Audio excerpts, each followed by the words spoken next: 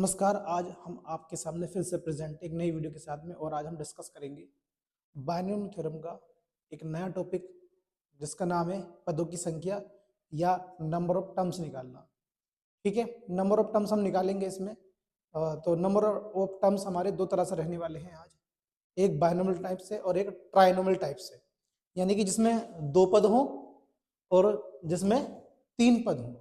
तो यहाँ पर मैंने प्रॉब्लम भी ली रखी है, ठीक है, और ये क्वेश्चन भी इसके ऊपर बेस्ड मैंने यहाँ पर रखे हैं। तो जैसे हमारा सबसे पहला क्वेश्चन ये है कि ax प्लस बी वाई की पावर अगर n है तो इसमें पदों की संख्या कितनी होगी। तो इसमें जो पदों की संख्या हमारी होती है वो होती है n प्लस वन, यानी कि जो भी यहाँ पावर होगी उसमें हम एक जोड़ देंगे। अब जैसे ये एक क्वेश्चन है इसके ऊपर बेस्ड, हमसे अगर कहेगा कि इसमें पदों की संख्या निकालो तो 56 में हम एक क्या कर देंगे, जोड़ देंगे, तो ये क्या निकल के आ जाएगी, इसमें पदों की संख्या निकल करके आ जाएगी। तो जब भी इस तरह की कोई क्वेश्चन हमारे सामने होगा जिसमें केवल और केवल दो टर्म्स हों और हमसे पदों की संख्या निकलवाए तो उसकी पावर को हम एक ऐड कर देते हैं, वही हमारी निकल के आती है, पदों की संख्या निकल करके आ जाती है। प्रॉब्लम सेकंड है, अगर हमें तीन टर्म दे रखे हों और तब हमसे कहे पदों की संख्या निकालो, तो इसे ध्यान रखेंगे, इसके फॉर्मूले को n+1 n+2 पावर और लगा लो यहाँ पे n और अब उनमें कितना 2, यानी कि जो पावर होगी उसमें एक जोड़ेंगे फिर दो जोड़ेंगे और डिवाइड कितने से कर देंगे, दो से। तो अब प्रॉब्लम हमारे सामने ये है जिसमें तीन टर्म है और इसकी पावर कितनी दे रखी है, 5। तो हमें अगर इसमें से पदों की संख्या निकालनी होगी तो हम क्या करेंगे, 5 में जोड़ेंगे, 5+1, 5 में दो जोड़ेंगे, 5+2 और बटे में कितना जाएगा 2, तो ये 6 और ये 7 बटे में कितना 2, 2 से 6 कितनी बार कटेगा, 3 बार, 7 पे कितना जाएगा 21। इस प्रकार से हम पदों की संख्या के क्वेश्चंस को सोल्व कर सकते हैं, चाहे वो दो टर्म का हो चाहे वो तीन टर्म का हो। दो टर्म के लिए ये फॉर्मूला और तीन टर्म के लिए ये फॉर्मूला यूज हमारा होगा इसके अंदर। ये देखते हैं एक और प्रॉब्लम हमारे सामने ये है कि इतने के अंदर या इसके विस्तार में पदों की संख्या क्या करनी है, हमको ज्ञात करनी है। अब पदों की संख्या का फॉर्मूला हमें लगाना है इसमें और इसका काम हम खत्म कर देंगे, आंसर इसका निकाल लेंगे आसानी के साथ में।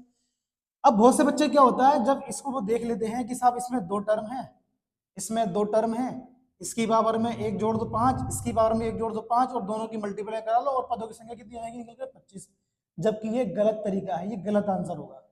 हमें सबसे पहले क्या करना पड़ेगा, इनकी आपस में मल्टीप्लाई करानी पड़ेगी और हमें देखना होगा मल्टीप्लाई कराने के बाद में कि इसमें कितने पद आ रहे हैं।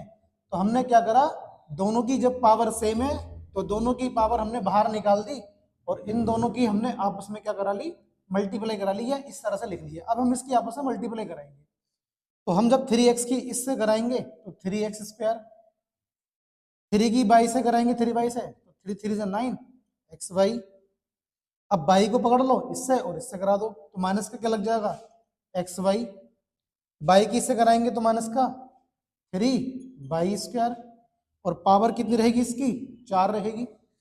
3x² एक ही टर्म है, इसमें से जब इसे घटाएंगे तो 8 बचेगा, 8xy और यहाँ पर ये 3y² आ जाएगा और इसकी पावर कितनी आगे निकल करके 4।